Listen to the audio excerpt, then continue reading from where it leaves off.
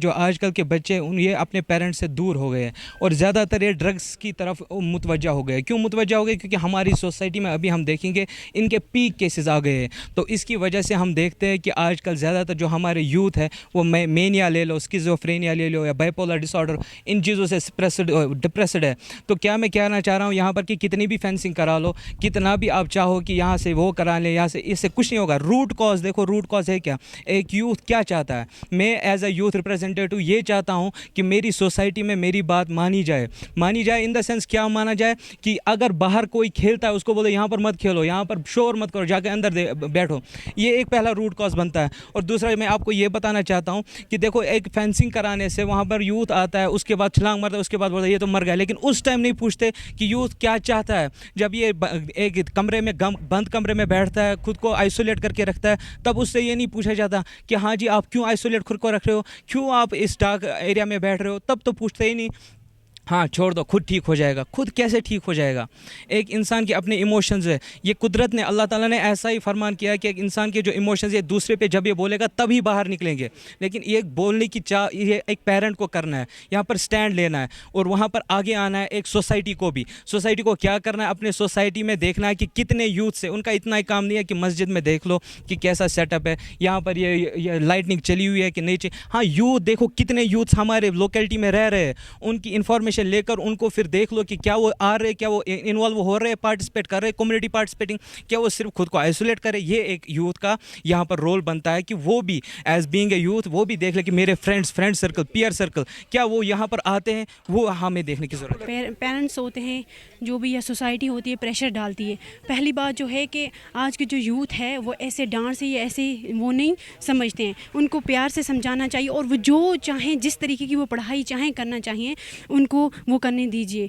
क्योंकि और एक मैसेज पेरेंट्स तक भी है कि वो जब अपने बच्चों के साथ दोस्ती कर लेंगे तो एक डांट डपट थोड़ा वो अलग सा है, लेकिन जब वो अपने पेरेंट्स के साथ, पेरेंट्स अपने बच्चों के साथ फ्रेंडशिप रख लेंगे तो उनके बच्चे कहीं भी इधर उधर दोस्तियाँ नहीं करेंगे आलतू फालतू लोगों के साथ। जब वो दोस्तियाँ बढ़ाएंगे तो तभी वो ड्रग्स, तभी उनकी सोच बदलेगी, तभी वो मतलब सुसाइड पे आएंगे ना। जब अब जो पेरेंट्स होते हैं, पेरेंट्स से ज़्यादा कोई भी नहीं होता है प्यार करने वाला, और जो वो अपने बच्चों को सिखाएंगे वो सही सिखाएंगे। और अगर पेरेंट्स अपने बच्चों के साथ दोस्ती कर लेते हैं तो बच्चे क्या हैं, वो कभी ड्रग्स में या सुसाइड, उनके दिमाग में से थॉट्स आएंगे नहीं। पेरेंट्स उनके साथ टाइम स्पेंड करेंगे, उनको सही रास्ता दिखाएंगे, तो यूथ कैसे तबाह होगी। मसला ये है कि पेरेंट्स क्या करते हैं, अगर उनके बच्चे कुछ भी करते हैं तो उनको डांट के, ऐसे मार के, कभी घर से निकाल देते हैं, कभी क्या कर देते हैं। उनको ऐसा नहीं करना चाहिए। उनको क्या करना चाहिए कि अपने बच्चों को अच्छे से समझाना चाहिए।